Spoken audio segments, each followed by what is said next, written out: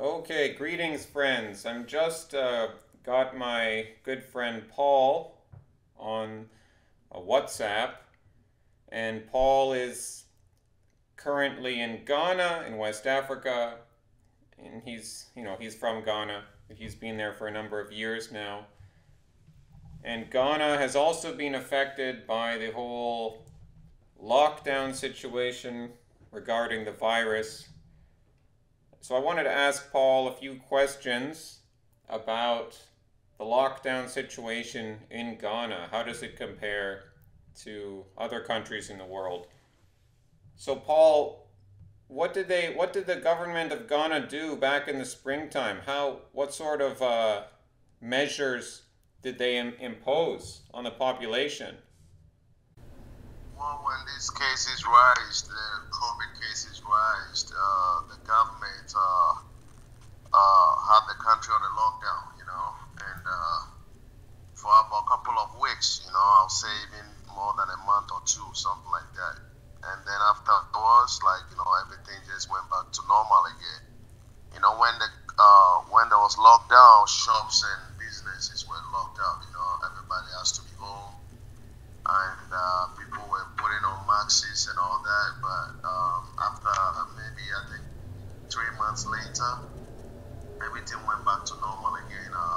Yeah, there's still some people putting on masks, but not everybody's putting on masks. There's a lot of people that don't even put on the masks anymore. And yeah, businesses are back open again. Yeah, shops are open. Yeah, people are going straight back to business, and yeah, everything is back to normal again. Yeah. Wow, that's nice to hear because here in Canada, in Toronto, you can't be in a gym like exercising, lifting weights. You're not allowed. You're not allowed to have gatherings of larger than 6 or 10 people, something like 6 or 10 people. What about in Ghana? Can people are people allowed to gather in groups, large groups in Ghana? Can they do that? Yeah, no, I wouldn't say large groups like, let's say maybe there's a music concert. There's no too many music concerts anymore. I don't think they're allowing large groups to gather, but something like going to the gym is a normal thing. Like gyms are open and people go to gym. Most people go to gym like they used to back in normal again. Like people don't put on masks. Some people do. Not everybody does. Like most people right now they don't put on masks anymore. Most people don't even care about this whole COVID cases that is rising, but because Ghana, we had some cases here in Ghana a few months ago, but yeah, obviously that a lot of people recovered from it, and then most people that died from it, the death wasn't totally from the COVID case. The death related to other health problems, you know. Right. Yeah. Exactly. Yeah. So yeah, people are back to businesses. People, even the truck back a few months ago, people can't even take the bus. People could take the bus, but there had to be like distance between people. Taking the bus, riding the bus, everybody got to put on masks. But now, everybody, like people are closer to each other in the bus again, like it used to be. And not everybody's putting on masks, So yeah, everything is back to normal again. Yeah. Wow.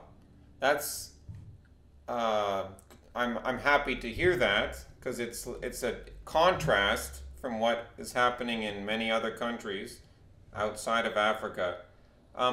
But I want to be clear. Are you allowed to go to church in Ghana, or can Muslims go to the mosque? Can religious people gather in large groups in Ghana, or is that still not allowed? Yeah. For the churches, yeah, people are back in church. Churches are reopening, and people uh, uh, are, are going back to churches. People go to worship, and before the reopening, the government stated that there can only be some number of people at church at a certain time. That was in practice. But then afterwards, yeah, people just didn't care. Everybody went back to church on Sundays. Yeah, man, you know what? Everything is just back to normal like it used to be. But then, every now and then, the media talks about how COVID cases are rising again in the country and all that. But, people just don't really care about that anymore. Like, Interesting. COVID is having so much effect here in Ghana like it is in other countries. So you were saying the government said you can only have a certain number of people in church, but then you're saying basically people ignored that recommendation. They ignored it. No, it wasn't like they ignored it. Like it was implemented after the reopening of the economy. That they can only have some number of people at church at a certain time. Yeah. But afterwards, like a month or two later on, like yeah, like everybody went back to church as normal again. It wasn't like how they had to go in certain numbers. Like everybody, like just how a whole congregation do go to church. Everybody went back to church with huge sum of numbers of people went back to church, and yeah, it's totally normal again. Yeah. Okay, that's good to know. And what about markets? What about stores, restaurants? Yeah, the market is open. The markets are open. The stores are open. Yeah, everything is back to normal. It's just that some people do take precautions. They put on masks, but yeah, not very much. Like when the COVID cases rised, a lot of people were putting on masks. But then within a few months later, yeah, I don't see many people putting on masks anymore. Yeah, people don't even care about it anymore. Wow, that's good. Before, Yeah. buses can only take some number of people, but now they take the normal numbers. Before they can only take like, let's say if we had about 50 people in one bus, when the COVID cases rised, the government said maybe about 20 can ride the bus. But afterwards, like when the economy reopen and everything is back to normal, like the buses can carry the 50 passengers like it normally do carry. So everything is back to normal again. People are back to business. People are back. The markets are open. Yeah, everything is just going perfectly like it used to be again. So trotros, which for those people who don't know, a trotro is like a private van transportation between towns. They cram as many people as they can inside the trotro, right? Right. Like you can fit what 20 or 30 people in a trotro van, which is it's just like like a van. Yeah, it depends on the size of the van. It depends on how big the van is. So let's say some vans can carry 10 passengers, some can carry 15, some can carry 20 passengers, and even more than that. So it depends on the number of people that can use the van at the same time. Yeah. But they're not having any restrictions, or they're not. The police aren't stopping trotros for having too many people or anything like that. No, no, no, no. For like about now like a month. Yeah, for like about few months now, everything is back to normal again, man. I think when the COVID cases rised, there were precautions. There were very precautions about the truck drivers and how they need to be careful of the number of people they carry on the bus at the time due to the viral situation. They didn't want many people getting the virus, and everybody's got to put on a mask, sitting in a truck and going to their own destination. So after the economy reopened and everything is back to normal, yeah, the truckers went back to business. They take the number of passengers they do carry at a time, and then yeah, before you can sit close to your brother or sister, you can sit close to people because there had to be distance between you and somebody in the bus. But now it's back to normal. People sit close to each other, and everything is back to normal. Yeah. Okay. You said a few months ago that the government made uh, that people have to wear masks in public, the law. Is that still in effect? That you have to, do you still have to wear a mask outside? Because you told me that a few months ago they made it the law that you have to wear a mask outside in Ghana. Yeah, yeah. Actually, yeah. It's still implementing that. Everybody's got to put on a mask. You know, the government talks about how everybody's got to put on a mask to prevent, the rising of the COVID cases. But yeah, after the economy reopened, like I don't see that happening because I see some people put on masks, but not like it used to when the COVID cases rise. When the whole situation started with these COVID cases, there was a lot of people putting on masks.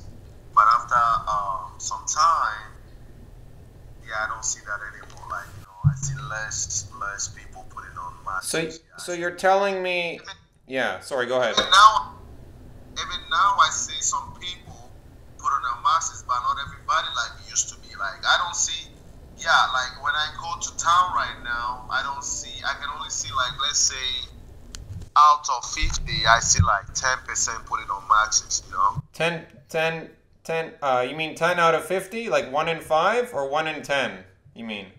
Yeah, like in Hallway, like, like what I'm witnessing now in Hallway. I can only see 10 out of 50. 10 putting on So masks. that's like about 1 in 5 people is what you're saying. Sorry. You're saying about 1 in 5 people are wearing masks outside, is what you're saying. Right, right, right. And you're saying that even though there's a law that you have to wear a mask in public, it looks like the government is not really enforcing that law. They're not cracking down on people. Is that correct? Yeah, before they were cracking down on people, before they were very serious about it when these cases first rise, they were very, very serious. There were police and soldiers, barriers being set up in so many places in Accra, and yeah, they were like very serious about it. But after some time, all that just went away. There was Okay. no more barrier. Yeah, No more barriers. everything. Well, yeah, there's no more barriers like how it used to be. Like When we say barriers, you mean like a roadblock? Like a yeah, blocking? Yeah. checking on people like where you going, why you not putting on masks. Yeah, they want to know what's going on with you because they're just trying to prevent people from getting the virus. Like trying to control the whole situation. But Right. after some time, few months later, and then the economy reopened and everything went back to normal again, man. Everything is normal again. Yeah. When the lockdown a few months ago, when the lockdown was going on, what did Ghana do about its international borders? For people who don't know, what happened with the international borders? It was closed, man. The international borders were closed, and yeah, there were no well for what I know, okay, for what I know, the borders were closed, you know. Right. Yeah, but after some time, when the economy reopened, the borders were reopened again. Yeah, and everything is back. So we mean the border between Ghana and Togo, between Ghana and Ivory Coast, between Ghana and Burkina Faso, right? Those three countries. Right. Right. So now you can travel from Ghana to Togo over land. You can drive from Ghana to Togo, no problem. Yeah, but I think I don't know the precautions of getting into a different country right now because I think to travel to a different country you have to be probably examined or tested. Yeah. I don't know the procedures of other countries of how they go about people coming into their country and how they go about taxing people. I have no idea right now. But what I know is the borders are open and people are traveling. People are going to their destination, traveling to other places, yeah, from Ghana. Why do you think people don't care about the virus in Ghana? Like in Canada, America, Australia, many people have woken up. Many people, they don't care about the virus. A lot of us don't even believe the virus is a real thing. Some of us think it's real, but it's exaggerated. But there's still many, many people, like way more people here wear the masks. Way more people are scared of the virus still. Why do you think Ghana is different? Why do you think the situation is different in Ghana? Do you have any ideas? Well,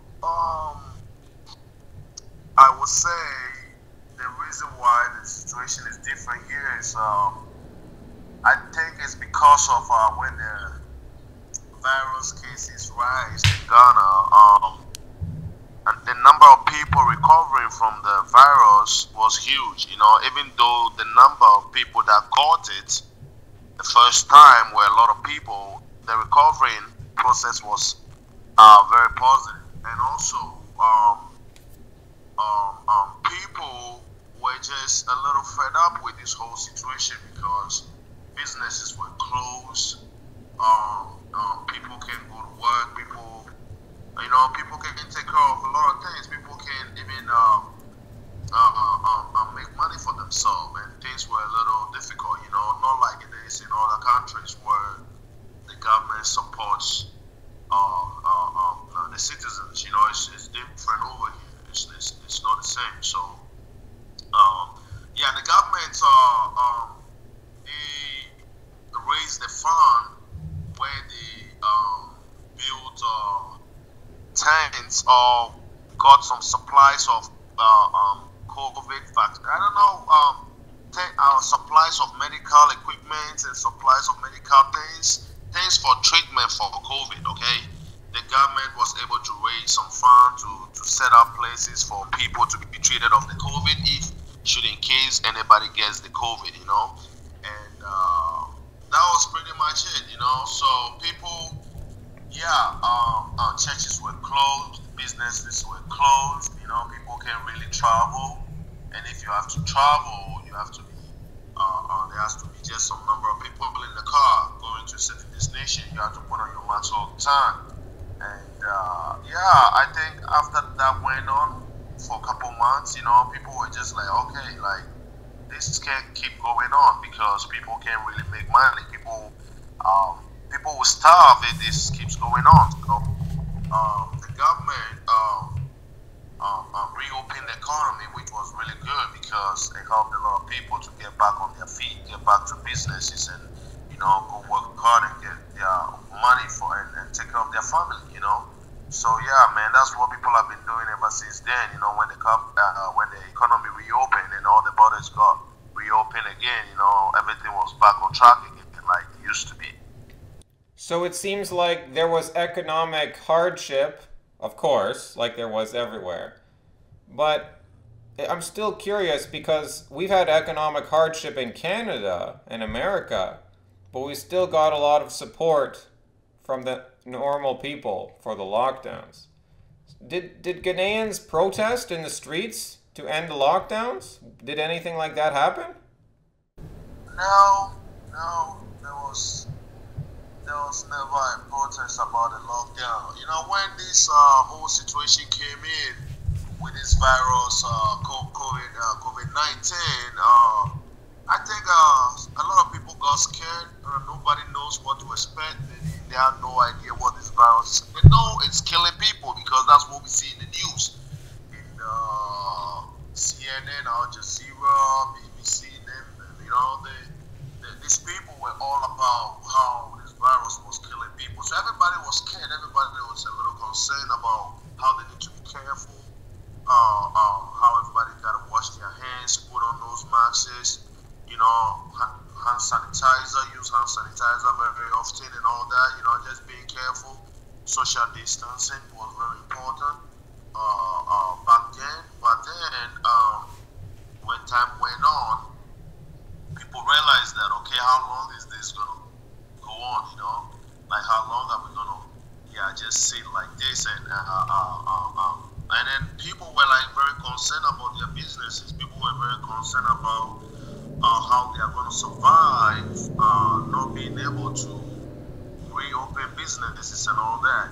And the government also realizes that, there will be a good idea. And then the COVID cases wasn't rising as much as it was from the beginning. And also, the deaths that came in was more, some was part of the COVID, but some of it was like, normal other health problems involved in the deaths of the people that passed away during the COVID time. They say 48,000 cases in Ghana, only 320 deaths. They're saying 48,200 cases, of which 47,260 have recovered. Or I don't know if that's another 48,000 active cases. It doesn't matter. The main number is 320 people have died from coronavirus in Ghana. This is the official number. Now, you know I don't trust the official numbers. But let's just assume that that is really a true number, even though it means those are people dying from, they're already sick with heart disease or diabetes or whatever, and then the coronavirus finishes them off. We know that. But let's assume that the virus really did kill 320 Ghanaians. It's been in Ghana for 8 or 9 months at least now, and it's only killed 320 people? It's crazy, right? So you're saying most people would notice that and they would think that's crazy. Or do you think Ghanaians notice that it's not many people dying? You think they notice that? Yeah, they notice that. People notice, even the officials, they notice that, I wouldn't say 300 wasn't a lot, but what I can say is it wasn't so effective over here like it is, like how it's been imagined, like how it's being talked about. And then man, the whole point of the economy being reopened is because the government noticed that it wasn't so serious like it is, like it's being talked about. Well, I mean, I know 320 deaths isn't insignificant. Yes, it's a number of people. But I mean, all I'm trying to say is I'm trying to put it in perspective. I'm trying to put it in the big picture. Like, how many Ghanaians do you think die from malaria every year? I don't know. A lot. A lot. Probably thousands. Yeah, a lot. Probably thousands of people die from malaria every year. Or car accidents or whatever. Anyways, so it's weird because Ghanaians can wake up to this as being overblown, over-exaggerated, and then the shutdown is going to kill more people than the virus. They can wake up to that. Why can't the rest of the world wake up? Now, you gave some reasons, like people really... two points I want to... Was there economic assistance from the government to the people during the lockdown? No, there was no economic assistance from the government to the people. The only assistance I think the government gave was taking care of the COVID patients, building up a facility for them, and for a facility for the COVID patients to be treated, Right, so that's my theory, is that here in the West, in Canada, people got government money for losing their job or for being laid off from your job. You got money coming in every month. And that's why I think, if you keep people satisfied with money, then they're not going to question the government as much. Once the money stops coming, then I think you're going to get more resistance. I think that's what's coming in here in Canada, because the government money, it's not going to keep coming forever, or it's going to get harder and harder to get it. So that's one theory I have, because Ghana, they're not getting any financial assistance. So they're going to start to push back on these measures. Now, my other theory, which I want to get your idea on, is people in Ghana, they don't have so much access to the internet and the television like they do in America and Canada and England. You know what I mean? And Yeah. that can have good, No, there's good things about TV and the internet, and there's bad things. One of the bad things is that all the propaganda, all what they call fear porn. It's not real porn, but it's like, over excess of fear, and do what the government tells you and be afraid of the virus and do all these measures. What do you think about that? Do you think that because people have less access to the internet in Ghana, and they're not watching because not as many people have TVs, do you think that had some impact on on uh, on the mindset of the people? you know what? Honestly, not everybody doesn't get internet in Ghana. It depends on where you are living. You know, it depends on the city, the town you live at. Yeah, It depends on where in Ghana. You know, that'll make you have internet or not. It depends on how good or bad the network is. You know, wherever you are. But when you are in the cities or you are in towns, you get good network. Watch television, international television, even the Ghanaian TV. You know, these COVID cases, when it rises, there was news everywhere, even in our local televisions here in Ghana. yeah, There were news everywhere about this COVID. And even on radios, they were talking about it. So everybody got the message about this virus when it first, came about. But I think the reason why the Ghanaian people they were cautious from the beginning. I'm not going to lie. People were a little scared. People were cautious about it. Not everybody, though. Not everybody. Most people didn't care about it, but a lot of them did. But, as time went on, they got to realize that, okay, well, how are we going to survive with this kind of situation? Like, how is this going to work out? Living like this, business is being closed, nobody's getting the support from the government. How is this going to work out? You see what I mean? So then people thought about, oh, a lot of people, like I'll say, a lot of companies, I don't know, I'm not so sure about it, but I think a lot of people approach the government too about the situation. I think a lot of churches were voicing out to the government to reopen the economy. A lot of companies were, writing letters or, sending messages to the government to reopen it. So, finally, when the government did open the economy back, everything went back to normal. But I just think that the Ghanaian people don't have the mindset of being defeated by the virus. You know what I mean? right. Yeah, they knew it was scary. They knew people died from it, but then they fought through it. In a way that, we can still survive even if there's virus or no. We are still gonna make it. So, yeah, a lot of businesses are back, back working, and people are going back to work. Like it used to be. Just that there's a little caution about, let's say, if there's no concerts going on, like music concert, where thousands of people can gather. They're taking a lot of cautious about that. So there's just a live visual concert streaming on TV, even musicians wants to perform. But apart from that, businesses are back working. Everybody's back on track, doing what he does best. Some people are taking precautions, wearing masks and all that, but not everybody. Yeah. Wow. Well, I'm happy to hear that. So I guess I'll wrap up this interview, but oh, it's reconnecting. Oh no. So the call with Paul has been disconnected. I've been trying to reconnect for about 5 minutes. It's not reconnecting. This is normal when you call Ghana, the network, whether you're using WhatsApp, whether you're using just regular mobile phone line. it goes down a lot of the time. But I'm glad we got that in because I was concluding the interview anyways.